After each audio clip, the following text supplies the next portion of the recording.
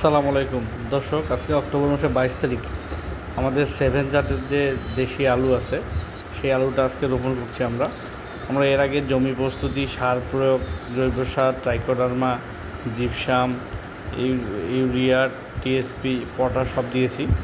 আজ থেকে 2-3 দিন আগে আমরা ফাইনাল সার প্রয়োগ করেছি। ইউরিয়া, পটাশ, টিএসপি, ইউরিয়া একেবারে অল্প পরিমাণে দিয়েছি।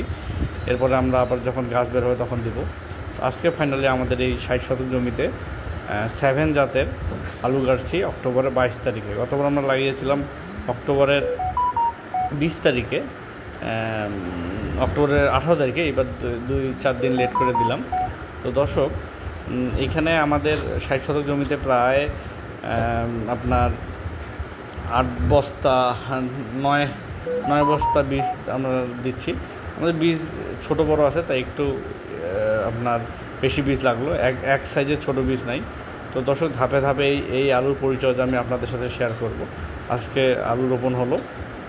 আমি আমার চ্যানেলে জমি তৈরি, সার প্রয়োগ, ট্রাইকোডার্মা, জৈব সার সব দিয়েছি।